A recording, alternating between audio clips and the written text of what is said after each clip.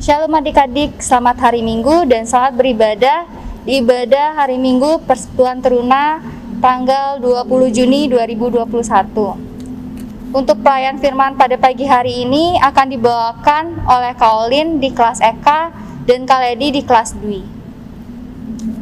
Adik-adik, sebelum kita mulai ibadah kita, Kak Vita ajak adik-adik untuk mempersiapkan bacaan Alkitab kita. Untuk bacaan Mazmur berbalasan terambil dari Mazmur 133 ayat yang pertama sampai yang ketiga. Dan untuk bacaan firman Tuhan terambil dari kitab Nehemia 3 ayat yang pertama hingga yang ke-8.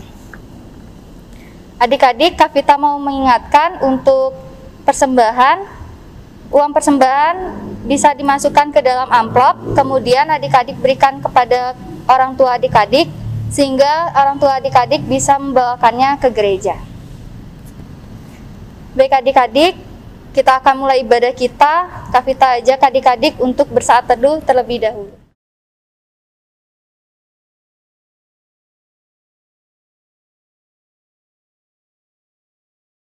Saat teduh selesai. Marilah kita berdiri menghadap Tuhan dan memuji namanya dengan bernyanyi bersama dari Gita Bakti 5, bait yang pertama dan yang kedua, bernyanyilah biduan muda-mudi.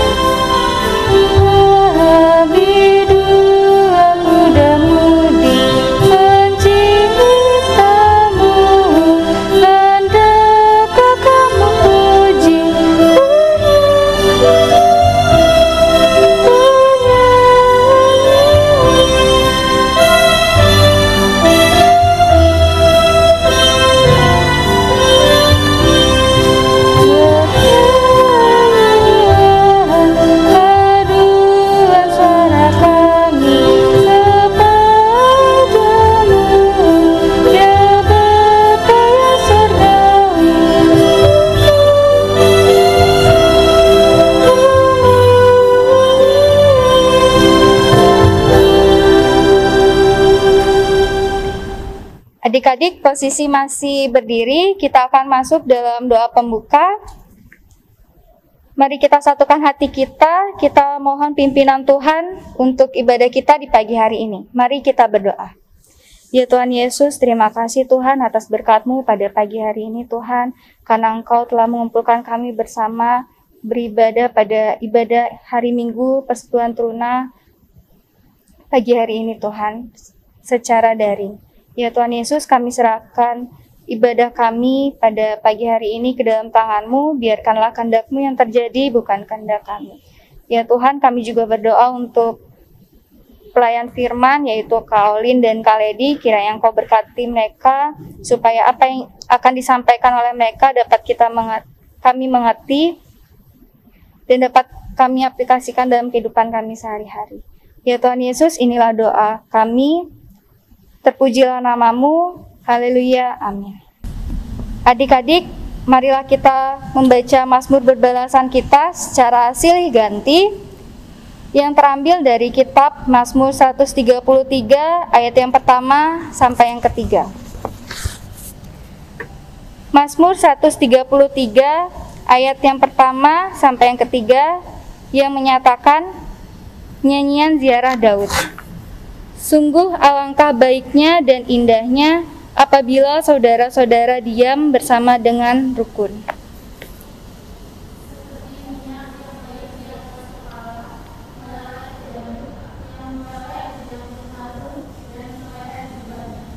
Seperti embun gunung Hermon yang turun ke atas gunung-gunung Sion, sebab kesanalah Tuhan memerintahkan berkat kehidupan untuk selama-lamanya.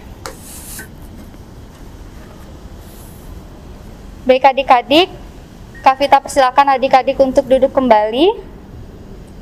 Kita akan menyambut pemberitaan firman Tuhan. Marilah kita memuji Tuhan sambil bernyanyi dari Kidung Jemaat 364, bait yang pertama dan yang keempat, berserah kepada Yesus.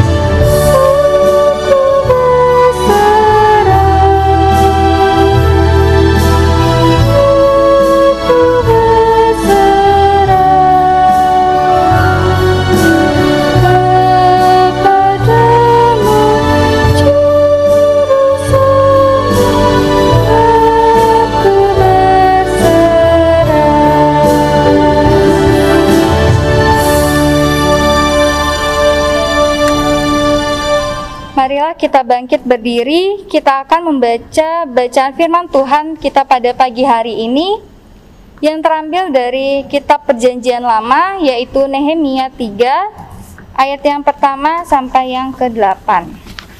Nehemia 3 ayat yang pertama sampai yang ke-8 yang menyatakan, maka bersiaplah imam besar Eliasib dan para imam, saudara-saudaranya, lalu membangun kembali pintu gerbang domba. Mereka mentahbiskannya dan memasang pintu-pintunya. Mereka mentahbiskannya sampai menara Mea, menara Hananel. Berdekatan dengan mereka orang-orang Yeriko membangun, dan berdekatan dengan orang-orang itu Zakur bin Imri. Pintu gerbang ikan dibangun oleh Bani Sena. Mereka memasang balok-balok, lalu memasang pintu-pintunya dengan pengancing-pengancing dan palang-palangnya. Berdekatan dengan mereka, Meremot bin Uria bin Hakos mengadakan perbaikan. Dan berdekatan dengan dia, Mesulam bin Berekia bin Mesezabel. Berdekatan dengan dia, Zadok bin Bana mengadakan perbaikan. Dan berdekatan dengan dia orang-orang Tekoa, hanya pemuka-pemuka mereka tidak mau memberi bahunya untuk pekerjaan tuan mereka. Pintu gerbang lama diperbaiki oleh Yoyada bin Paseah dan Mesulam bin Besoja. Mereka memasang balok-balok, lalu memasang pintu-pintunya dengan pengancing-pengancing dan palang-palangnya. Berdekatan dengan mereka Melaca, orang Gibeon dan Yadon, orang Meronot, mengadakan perbaikan beserta orang-orang Gibeon dan Mispa yang berada di wilayah kekuasaan bupati daerah sebelah barat Sungai Efrat. Berdekatan dengan mereka Uziel bin Harhaya, salah seorang tukang emas, mengadakan perbaikan, dan berdekatan dengan dia Hananya, seorang juru campur rempah-rempah. Mereka memperkokoh Yerusalem sampai tembok lebar. Demikianlah pembacaan Alkitab kita. Haleluya. Haleluya, haleluya, haleluya. Baik adik-adik, dipersilakan untuk duduk kembali. Kita akan masuk dalam pemberitaan firman Tuhan. Sebelum itu kita akan berpisah kelas. Untuk yang kelas EK akan bersama dengan Kak Olin, dan untuk kelas Dwi akan bersama dengan Kak Ledi. Halo, shalom adik-adik, selamat hari Minggu semuanya. Adik-adik yang sekarang lagi nonton Kak Olin adalah adik-adik yang duduk di kelas EK, yang kelas 1 SMP sampai kelas 3 SMP ya. Oke, kita sudah baca firman Tuhan tadi yang sudah dibacakan oleh Kakak Layat, Kak Vita. Pembacaan kita pada pagi hari ini adik-adik terambil dari Perjanjian Lama. Kitab Nehemia pasal yang ketiga, ayat yang pertama hingga ayat yang ke-8. Kalau kita membaca atau kita mau memahami kitab Nehemia adik-adik, itu kita nggak boleh terlepas dari kitab yang sebelumnya, yaitu kitab Ezra. Kitab Ezra, kitab Nehemia itu adalah dua kitab yang menceritakan kisah yang menyambung atau yang kisah yang berhubungan. Kalian akan ceritakan singkat sebelum kita masuk ke dalam bacaan kita. Kalian akan ceritakan singkat sejarahnya kenapa terjadi pembangunan kembali di tembok Yerusalem. Adik-adik ingat dulu bangsa Yehuda, bangsa Israel itu melakukan hal yang berdosa, melakukan hal yang salah di mata Tuhan, sehingga Tuhan mengizinkan bangsa Babel untuk datang menyerang ke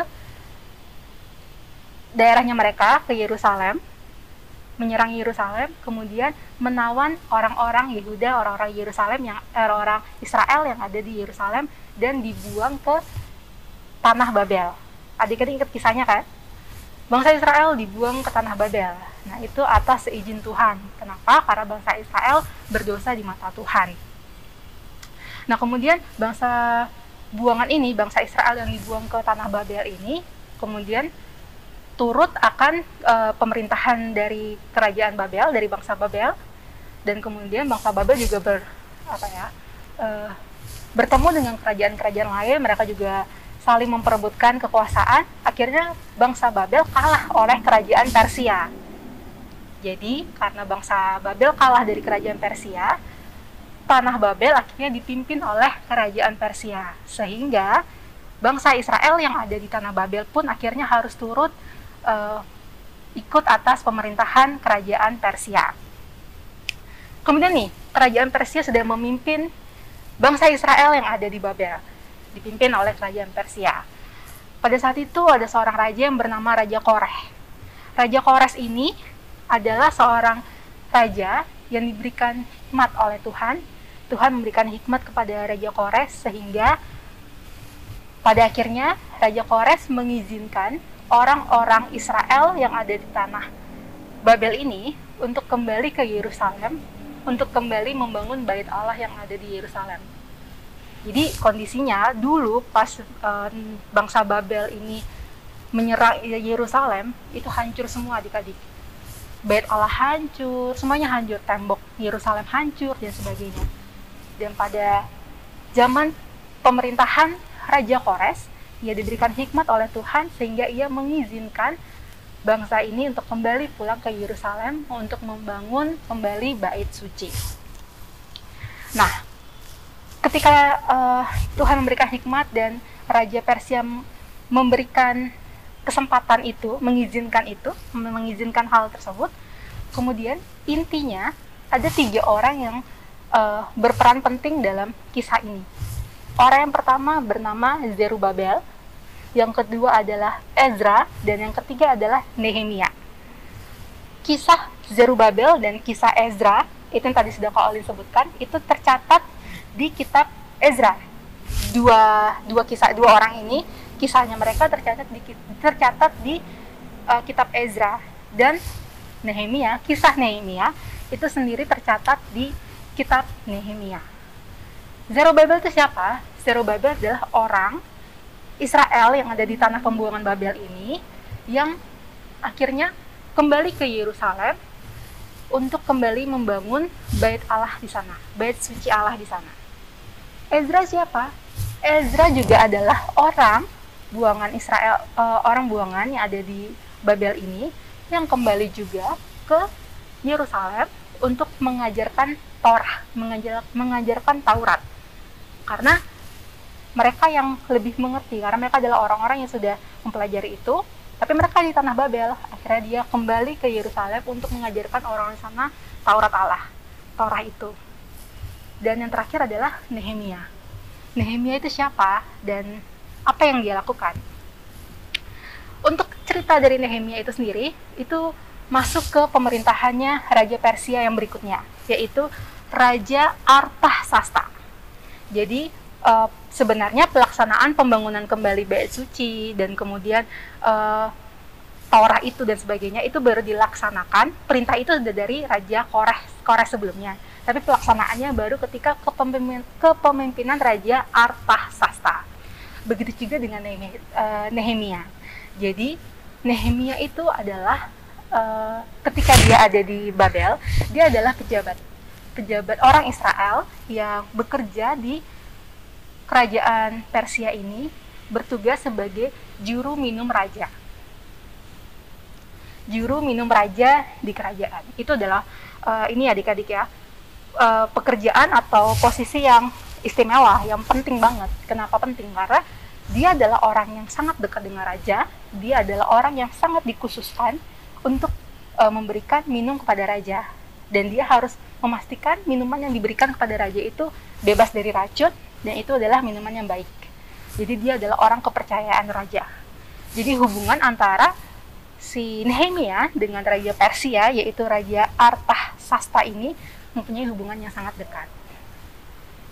Kisah ini dimulai dari suatu hari si Nehemia ini mendengar dari kerabatnya bahwa di Yerusalem tembok-tembok itu sudah semakin hancur. Dan di tembok Yerusalem itu ada orang-orang yang tinggal di situ, orang-orang Yerusalem yang masih tinggal di sana. Sehingga area tersebut menjadi area yang tidak aman karena tembok-temboknya sudah hancur. Berita itu sampai ke telinga Nehemia, dan Nehemia itu sangat gelisah dan dia merasa terbeban akan cerita itu. Sehingga adik-adik kalau mau baca, dan harus baca ya, kalau Lin sarankan harus baca supaya lebih mengerti lagi. Nehemia dari pasal yang pertama, itu Nehemia juga ada doa Nehemia bagi orang Israel. Kemudian dari situ Nehemia semakin kuat dan akhirnya Nehemia kembali ke Yerusalem. Nah, sebelum Nehemia kembali ke Yerusalem, ada proses yang dia harus lewati karena dia masih adalah petugas juru minum di Persia ini kan, untuk melayani raja di Persia ini. Bagaimana caranya supaya dia bisa ke Yerusalem? Karena hubungan antara Nehemia dan Raja Artasasta ini cukup dekat karena pekerjaannya, dan Nehemia adalah orang kepercayaan dari raja, sehingga suatu hari raja melihat bahwa Nehemia tuh terlihat tidak baik-baik saja dari wajahnya, terlihat murung lah gitu ya adik-adik ya. Adik-adik bisa bayangkan, jadi si sang raja ini akhirnya bertanya kepada Nehemia, kenapa, ada apa dengan kamu, kenapa hari ini kamu terlihat murung dari yang biasanya gitu. Dan akhirnya Nehemia tergerak untuk menceritakan masalah yang dia tahu yang ada di Yerusalem itu ke Raja Persia itu, Raja Artasasta itu. Dan ketika Nehemia menceritakan itu, Tuhan pun memberikan hikmat kepada Raja Persia ini, Raja Artasasta ini, sehingga ketika ia mendengar kisah atau cerita atau permasalahannya Nehemia, sang raja pun menjadi iba, dan ia pun memberikan kesempatan untuk Nehemia pulanglah ke Yerusalem. Perbaikilah, bangunlah kembali tembok itu supaya Yerusalem menjadi aman kembali. Dan bukan sampai situ saja yang Raja Artasasta ini lakukan. Raja ini pun juga memberikan prajurit-prajurit Persia ini untuk membantu si Nehemia ke Yerusalem untuk membangun kembali tembok Yerusalem. Selesai ceritanya, akhirnya Nehemia bisa ke Yerusalem untuk kembali membangun itu. Nah, Nehemia sudah di Yerusalem, dia sudah ada rencana untuk membangun kembali tembok itu, tetapi ingat ya, Nehemia itu memang orang Yerusalem, memang orang Yehuda, orang Israel yang dulu tinggal di Yerusalem. Leluhurnya Nehemia dulu tinggal di Yerusalem, Nehemia adalah keturunan-keturunannya, tetapi Nehemia sudah lama sekali dia tidak kembali ke Yerusalem. Jadi ketika dia kembali ke Yerusalem dan dia mempunyai rencana untuk membangun kembali tembok Yerusalem, adik-adik bisa bayangkan kan, pasti banyak banget orang-orang yang menentang, orang-orang yang tidak menerima itu. Kamu siapa? Kamu tidak berhak dan sebagainya. Sehingga ketika proses pembangunan kembali tembok Yerusalem itu mengalami banyak sekali hambatan. Tapi Nehemia yakin bahwa dia tergerak karena Allah. Dia tergerak karena ini adalah yang Tuhan mau.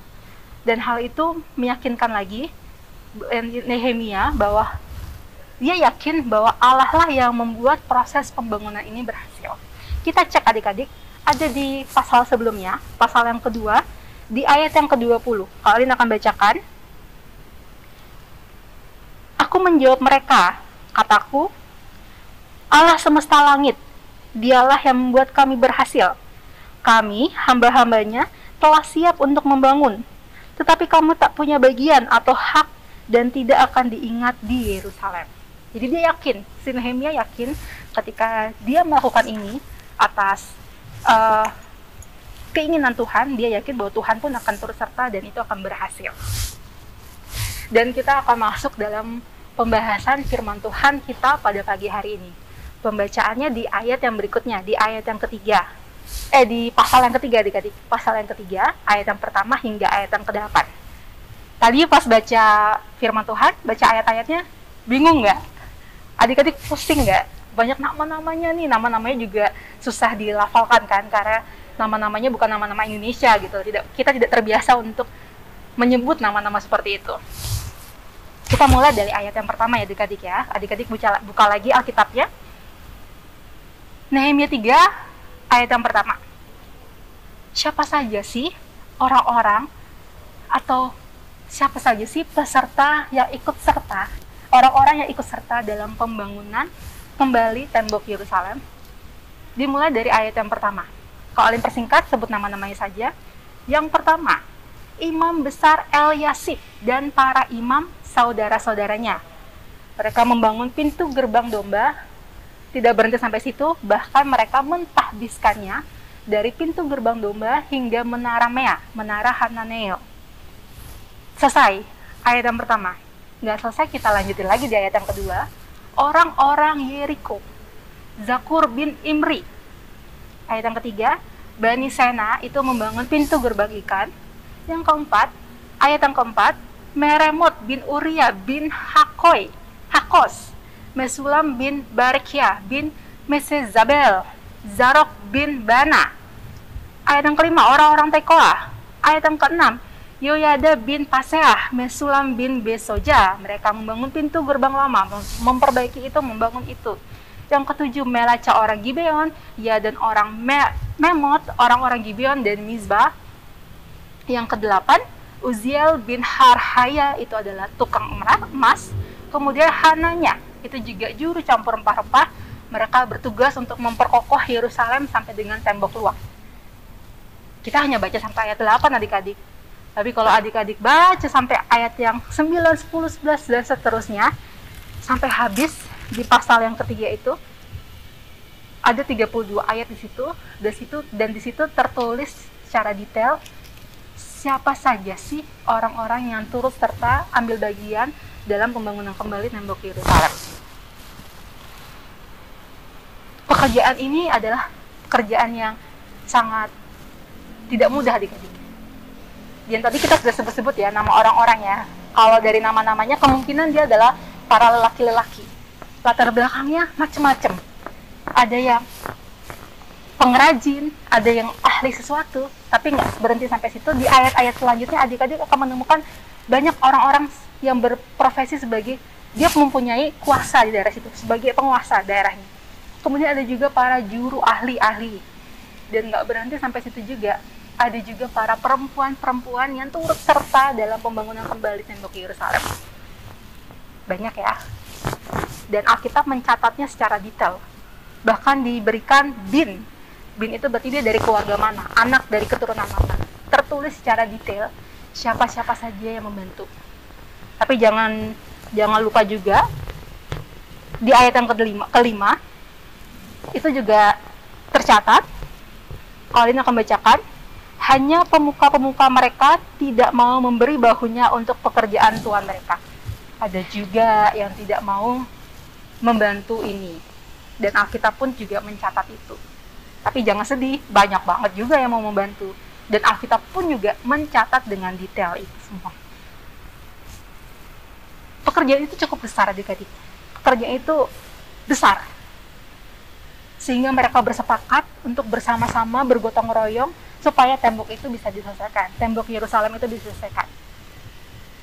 Tujuan mereka apa? Goalsnya mereka apa? Ya tembok itu bisa dibangun kembali. Fungsi dari tembok itu apa sih? Kenapa mereka sangat ingin untuk membangun kembali tembok itu? Ya karena tembok itu adalah benteng pertahanannya mereka. Kota Yerusalem itu ada tembok Yerusalem yang fungsinya adalah sebagai pertahanan mereka apabila ada musuh-musuh yang datang. Jadi mereka harus mengamankan kota mereka. Itu adalah fungsi dari tembok itu. Dan orang-orang yang turut serta untuk membangun kembali tembok itu, mereka mempunyai tujuan yang sama. Mereka ingin bahwa Yerusalem ini aman kembali. Sehingga mereka gotong royong, mereka bahu-membahu bersama-sama untuk menyelesaikan pembangunan kembali tembok Yerusalem ini. Mereka nggak dibayar adik-adik. Mereka tidak diberikan upah sama Nehemia. Mereka tidak dapat apa-apa secara material. Tapi mereka tercatat namanya di Alkitab. Mereka berjasa. Sehingga kita di tahun ini pun juga bisa membaca nama-nama mereka. Ini adalah sejarah adik-adik. Ini adalah hal yang terjadi puluhan, ratusan, ribuan tahun yang lalu. Dan ini benar-benar terjadi. Nama-nama ini yang kita baca adalah orang-orang yang ada. Orang-orang ini ada untuk mengerjakan tembok itu. Mereka tidak dibayar, mereka benar-benar ikhlas melakukannya, mereka gotong royong, bekerja bersama-sama, dan mereka bersepakat bahwa tembok ini harus selesai. Mereka bergotong royong. Adik-adik sudah familiar sekali ya, sudah sangat terbiasa sekali mendengar kata gotong royong. Gotong royong, bekerja bersama-sama yang bersifat sukarela, tanpa ada imbalan, upah, dan sebagainya, dengan tujuannya satu, supaya pekerjaan ini, apapun pekerjaan dikerjakan, kalau dikerjakan secara gotong royong bersama-sama, itu pekerjaannya akan menjadi lebih ringan dan pekerjaannya akan lebih cepat selesai. Nah,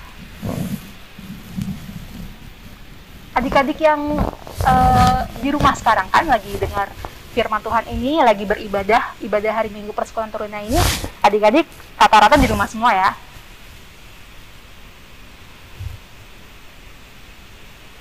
Kakak nggak tanya, adik-adik sudah berapa banyak melakukan gotong royong gitu kan. Kalau misalnya kita melakukan secara ikhlas, mungkin biasanya kita tidak pernah menghitungnya kan adik-adik. Tapi adik-adik belakang ini terusik nggak? Merasa nggak bahwa apakah aku sudah cukup memberikan tenaga, kemampuan, pikiran, atau apapun yang aku punya dalam diriku ini untuk mengerjakan sesuatu hal, apapun itu, dengan tujuan tanpa pamrih, tanpa apapun, hanya ingin semua itu baik dan cepat selesai.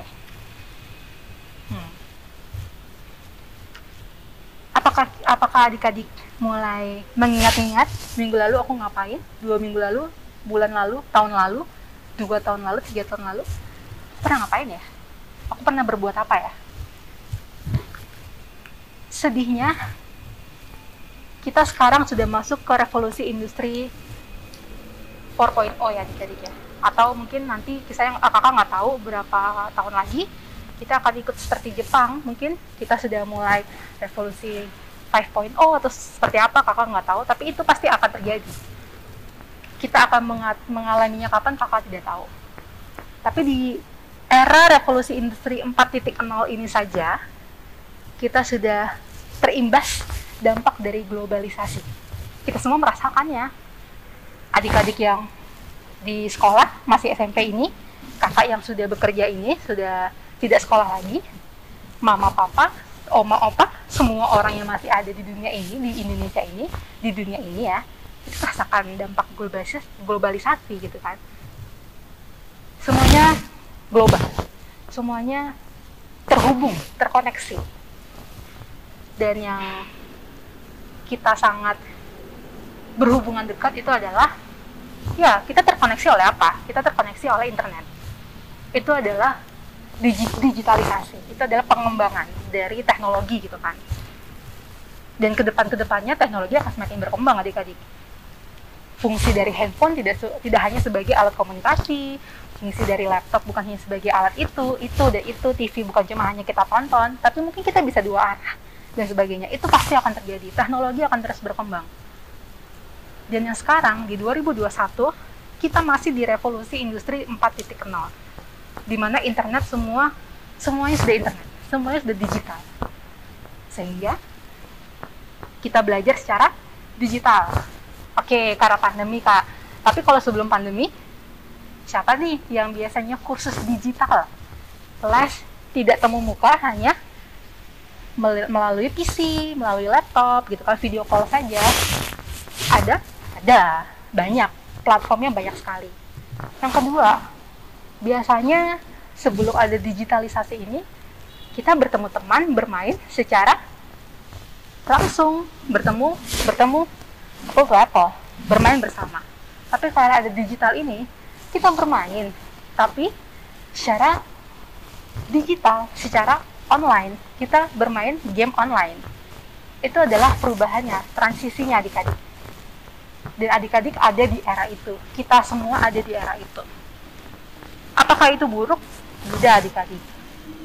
Pengembangan, kemajuan, apapun itu yang hal yang maju, itu tidak ada yang buruk adik-adik. Itu semua baik, sangat baik, mempermudah, memperluas. Kita jadi semakin tahu hal lain, walaupun kita ada di Bali sekarang, kita bisa tahu kota lain, Kita bahkan tahu negara lain, benua lain, kita tahu perkembangan di sana di waktu yang bersamaan bahkan. Canggih kan? Hebat kan? Itu memang adalah kemajuan teknologi. Tapi kita juga harus peka bahwa kemajuan teknologi ini pun juga ada buruknya, ada sisi buruknya. Jika kita tidak bisa mengimplementasikan secara baik kemajuan ini. Satu saja yang coba kita renungkan bersama-sama, apakah dengan adanya digitalisasi ini, kemajuan teknologi ini, semuanya serba internet, by phone, semuanya by digital, apakah itu membuat kita menjadi bisa menyelesaikan apapun sendiri? Contohnya, kita ingin ke suatu tempat, biasanya kita nggak pernah ke tempat itu, kita mau dari sini, kita mau ke Ubud, kita nggak tahu jalan ke Ubud, karena kita tidak pernah ke Ubud sendirian. Tapi sekarang, selama adik-adik mempunyai SIM, adik-adik mempunyai kendaraan, adik-adik bisa ke Ubud sendirian, walaupun belum pernah ke sana. Caranya gimana? Ya, Maps. Semua ada di situ. Mau pakai apapun ada, Google Maps ada, Waze ada, apapun itu. Nyampe. Yang pertama. Yang kedua, adik-adik pengen tahu tentang ini, tentang hukum. Adik-adik masih SMP nih, tapi adik-adik karena sering nonton atau sering dengar berita tentang hukum ini, adik-adik pengen belajar apa sih artinya hukum ini, hukum perdata, pidana, dan sebagainya. Padahal di sekolah adik-adik belum diajarin. Adik-adik bisa dapat ilmunya. Caranya gimana? Searching. Ada semuanya. Pakai apapun bisa, pakai Google bisa, pakai apapun bisa. Ada semua datanya, informasi. Tinggal adik-adik cari yang paling relevan, yang paling benar, website yang benar, dapat informasi akurat. Semua bisa dikerjakan sendiri, Itu baik, tapi itu juga buruk adik-adik. Buruknya apa? Buruknya itu adalah membuat kita menjadi individu yang merasa semua bisa kita kerjakan sendiri selama ada smartphone dan ada internet. Semua yang bisa terkoneksi, saya bisa melakukan semua sendiri. Baik, sangat baik. Tapi hati-hati adik-adik, karena itu khawatirnya akan membentuk mental individual kita yang semakin kuat.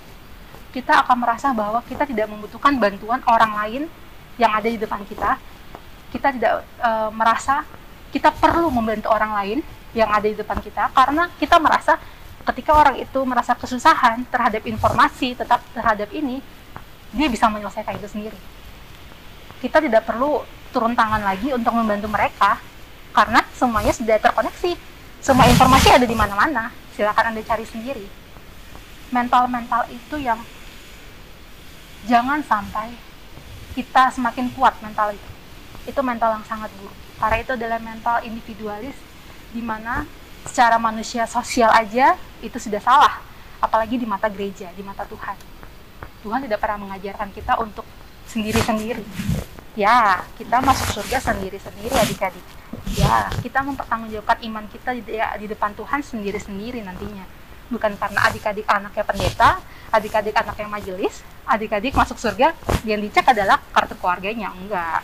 Kita bertanggung jawab atas iman kita sendiri-sendiri.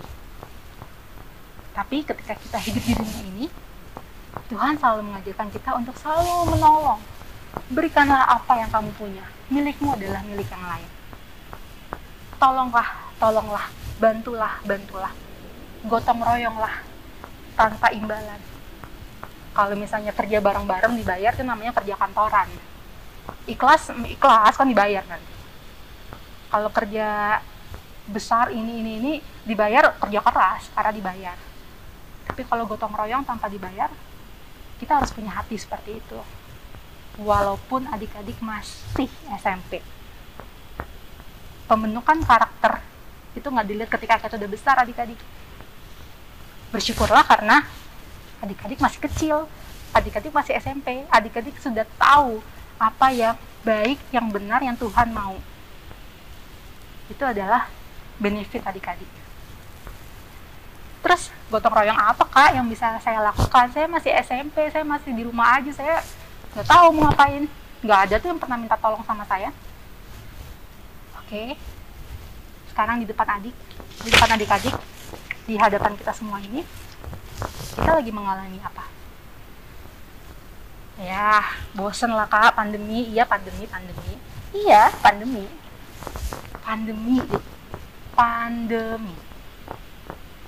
Permasalahan dunia. Masalah yang sangat serius. Sangat amat serius. Kita sudah satu tahun lebih adik-adik mengalami pandemi. Permasalahan kita bukan hanya bosan di rumah saja. Permasalahan kita bukan cuma bosan ibadah seperti ini saja. Tidak adik-adik, itu hanya permasalahan diri kita sendiri. Coba buka kacamata adik-adik. Pakai yang adik-adik baca, yang adik-adik punya, yang adik-adik diberikan fasilitas nih, pakai. Lihat dunia ini, lihat kondisi saat ini. Pandemi ini tidak hanya sebatas bosan di rumah saja, tidak punya pekerjaan saja. Pandemi ini adalah masalah yang sangat besar sekali. Tetapi adik-adik juga harus tahu, banyak negara yang sekarang sudah berangsur-angsur baik, berangsur-angsur pulih melewati pandemi ini. Nah, Indonesia gimana adik-adik? Adik-adik tahu kabar terbaru Indonesia? Adik-adik tahu kabar terbaru Bali? Kondisinya seperti apa terkait pandemi ini? Nggak tahu? Cari tahu adik-adik. Pekalah atas kondisi yang terjadi di sekitar adik-adik. Setelah itu, adik-adik bisa mengambil keputusan. Adik-adik mau turut serta apa untuk bisa mengembalikan permasalahan ini. Kalau dulu zamannya Nehemia, permasalahan mereka adalah membangun kembali tembok Yerusalem untuk bisa menjaga kota Yerusalem agar aman dari musuh. Itu Nehemia. Sekarang kita 2021, adik-adik, Kaolin, semuanya. Permasalahan kita sekarang apa? Permasalahan bersama kita apa? Pandemi? Yang bisa kita lakukan apa untuk pandemi adik-adik? Oke Kak, aku sudah melakukan. Aku nggak pernah keluar-keluar Kak, aku di rumah aja. Aku selalu pakai masker. Aku selalu melakukan 3M, bahkan sekarang 5M. Oke, adik-adik sudah menyelamatkan diri adik-adik. Terima kasih adik-adik sudah menyelamatkan diri adik-adik. Tapi sekarang, ini adalah permasalahan bersama. Kita harus bergotong royong adik-adik untuk bisa menyelesaikan permasalahan ini. Jadi, kakak harap adik-adik juga tahu apa yang bisa adik-adik berikan, sumbangsi apa, kegotong royongan apa yang bisa adik-adik berikan untuk bisa membantu kita menyelesaikan permasalahan kita bersama ini. Berbicara adik-adik. Adik-adik harus berani berbicara. Sampaikan ke teman-teman, sampaikan ke sekitar, ke keluarga, ingatkan kembali, pandemi ini harus selesai. Dimulai dari mana? Dimulai dari kita. Setelah kita sudah jalankan, kita berikan itu ke orang-orang. Kita harus pastikan semua orang bersama-sama mau gotong royong untuk menyelesaikan pandemi ini. PR kita pandemi. Terus apa lagi Kak? Banyak. Karena sekarang pandemi, adik-adik di rumah aja dong. Mungkin 80% aktivitas adik-adik habiskan di rumah. Sekolah, bermain, dan sebagainya di rumah. Tapi di rumah bukan berarti adik-adik nggak ngapa-ngapain ya. Gotong royong apa yang adik-adik bisa berikan di rumah nih? Sumbangsi apa yang bisa adik-adik berikan di rumah? Adik-adik yang tahu sendiri kebutuhan dan permasalahan di rumah adik-adik masing-masing. Pandemi, rumah, apalagi? Bergereja. Bisa bergotong royong di gereja? Bisa adik-adik. Di mana saja adik-adik berada itu bergotong royong bisa diterapkan. Di gereja, kita kerucutkan lagi. Di persekutuan teruna, bisa sekali. Kita harus bergotong royong supaya kita bisa kembali beribadah dengan baik adik-adik. Adik-adik bisa apa? Mungkin adik-adik merasa saya nggak bisa memberikan sumbangsi apa-apa, tapi saya bisa memberikan koreksi ke kakak. Misalnya nih ibadahnya ini harusnya lebih ini kakak. Ayo kita bergotong royong membuat ibadah kita lebih menarik lagi walaupun via daring. Itu adalah gotong royong. Semua hal gotong royong yang didasari oleh keinginan untuk itu adalah baik di mata Tuhan. Kakak yakin sekali bahwa Tuhan akan menolongnya, Tuhan akan membuat itu semua menjadi baik, ikut serta dalam proses itu. Jadi sekarang adik-adik harus bergerak, kita semua harus bergerak. Kita tidak boleh hanya sampai berhenti di informasi saja, berhenti di knowledge saja. Kita harus take action, kita harus berani berbuat apapun untuk menyelesaikan masalah yang ada di depan kita. Tuhan ajarkan kita harus bersama-sama, bahu-membahu, tolong-menolong, bergotong royong untuk menyelesaikan segala permasalahan yang di depan kita. Kalau satu orang yang mengerjakan tidak akan bisa berhasil dengan baik dan cepat. Tapi kalau kita bersama-sama, bareng-bareng semuanya, kakak yakin Tuhan akan merestuinya dan semuanya akan bisa berhasil dan akan bisa menjadi baik. Demikian firman Tuhan pada pagi hari ini. Semoga kita semua dikuatkan oleh Tuhan, kita semua diberikan satu hal, insight yang baru, bahwa Tuhan ingin kita berdampak, kita bergerak, bukan tunggu nanti, tapi dimulai dari sekarang. Amin. Setelah mendengar firman Tuhan yang tadi sudah kita dengar bersama, marilah kita merespon firman Tuhan dengan bersama-sama menyanyi dari Kidung Jemaat 256, Kita Satu di Dalam Tuhan.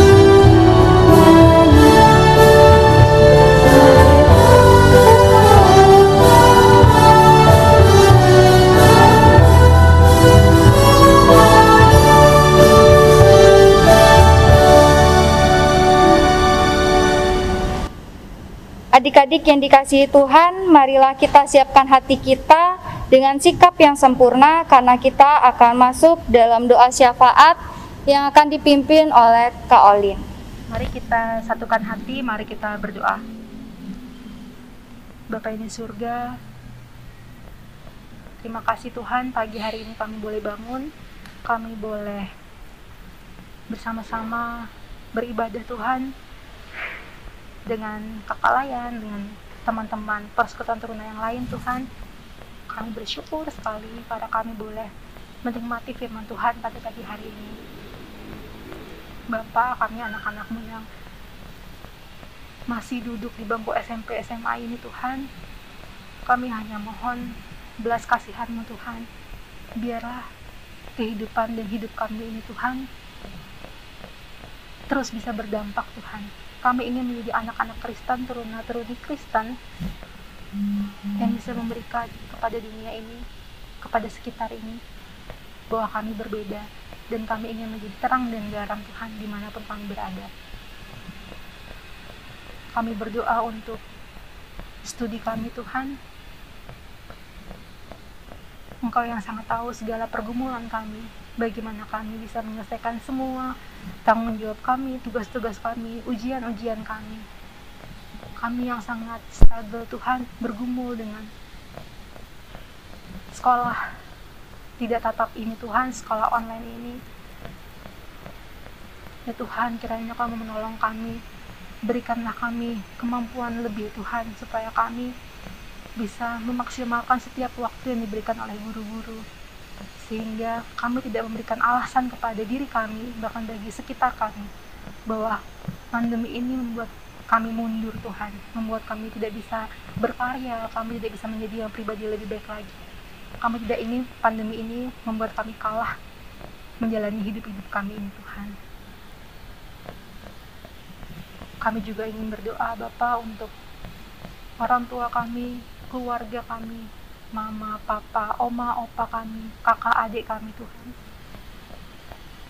Segala hal yang terjadi di rumah tangga kami, Engkau yang sangat tahu Tuhan. Segala doa-doa yang dipanjatkan di keluarga kami, Engkau yang sangat tahu Tuhan. Bapa, biarlah kami anak-anak-Mu ini Engkau berikan kekuatan agar kami juga bisa menguatkan keluarga kami, Tuhan. Dalam segala usaha, daya dan upaya keluarga kami, Tuhan, untuk memenuhi kebutuhan ekonomi di keluarga kami menyerahkan kehidupan kami semua ke dalam tangan pengasihan-Mu, Tuhan. Kami percaya bahwa Engkau tidak akan menguji anak-anak-Mu melebihi kekuatan mereka, Tuhan. Pun kami menyerahkan kesehatan kami semua, baik anak-anak-Mu, baik keluarga kami semua ke dalam tangan pengasihan-Mu, Tuhan. Bapa mau menolong, mau menyertai, mau terus membimbing, supaya apa yang kami makan, apa yang kami lakukan sehari-hari, itu membuat kami selalu sehat, kami selalu bisa beraktivitas dengan prima, dengan baik. Jauhkan kami dari segala sakit penyakit, mara bahaya, hal-hal buruk, Tuhan. Biarlah kami bisa menjalani hari-hari kami dengan sebaik-baiknya. Terima kasih Tuhan untuk penyertaan-Mu sepanjang minggu ini, Tuhan. Kami menyerahkan minggu depan setiap hari ke dalam tangan pengasihan-Mu. Berikanlah kami kerinduan untuk kami terus mau berdoa kepadamu, Tuhan. Kami terus mau rindu untuk membaca firman Tuhan. Berikanlah kami kerinduan itu, Tuhan, sehingga setiap hari kami menjalani hari-hari berdasar dari firman-Mu, Tuhan. Terima kasih Tuhan Yesus. Terima kasih. Inilah segala ucapan syukur kami, permohonan kami, doa syafaat kami yang kami naikkan dan kami alaskan hai dalam nama Tuhan Yesus Kristus, Tuhan dan Juru Selamat kami yang hidup, yang telah mengajarkan kami berdoa. Bapa kami yang dalam surga, dikuduskanlah nama-Mu, datanglah kerajaan-Mu, jadilah kehendak-Mu di bumi seperti surga. Berilah kami pada hari ini makan kami secukupnya, dan ampunilah kami akan kesalahan kami, seperti kami juga mengampuni orang yang bersalah kepada kami. Dan janganlah bawa kami dalam cobaan, tapi lepaskanlah kami daripada yang jahat. Karena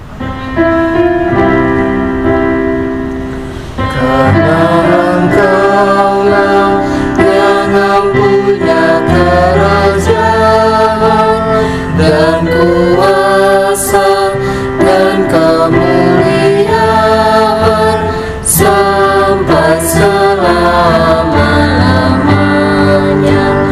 Amin. Karena begitu banyak berkat yang sudah Tuhan berikan bagi kita, marilah kita memberikan persembahan sebagai ungkapan syukur kita kepada Tuhan sambil bernyanyi dari Gita Bakti 79 bait yang pertama, Beri Padanya.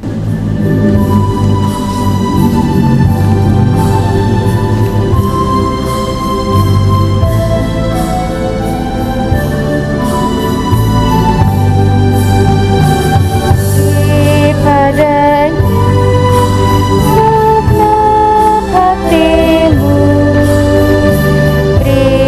padanya segenap hidupmu, karena Engkau kepunyaanmu dan Ia untuk kamu.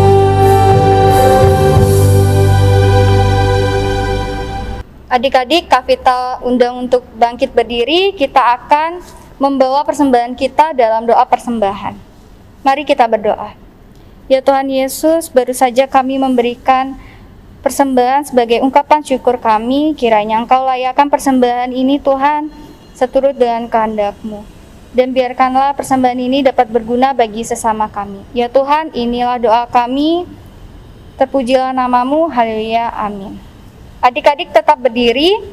Sebelum kita menerima berkat dari Tuhan, marilah kita memuji nama Tuhan untuk mengakhiri ibadah kita dengan bernyanyi dari Kidung Jemaat 422, bait yang pertama dan yang kedua, Yesus berpesan.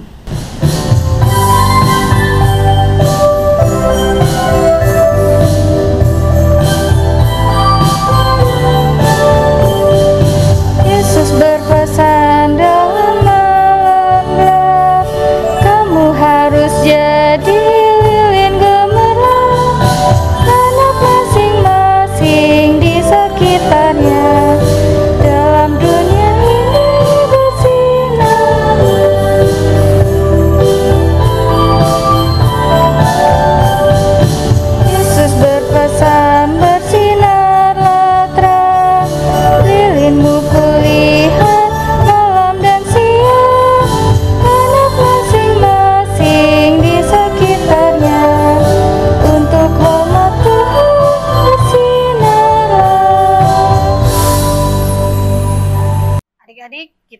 pulang ke rumah kita masing-masing dan kita akan menerima berkat Tuhan. Arahkanlah hatimu dan pikiranmu kepada Tuhan, serta terimalah berkat-Nya. Tuhan memberkati engkau dan melindungi engkau. Tuhan menyinari engkau dengan wajah-Nya dan memberi engkau kasih karunia. Tuhan menghadapkan wajah-Nya kepadamu dan memberi engkau damai sejahtera.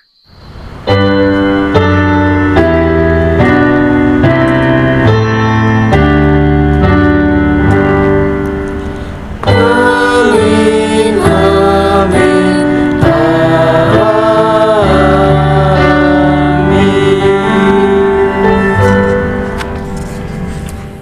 Baik adik-adik, ibadah kita pada pagi hari ini sudah selesai. Sampai jumpa di ibadah minggu depan. Kita akan bertemu melalui Zoom jam 4 sore. Untuk informasi selanjutnya nanti akan disampaikan melalui grup WA. Kak Vita ucapkan selamat hari Minggu, Tuhan Yesus memberkati.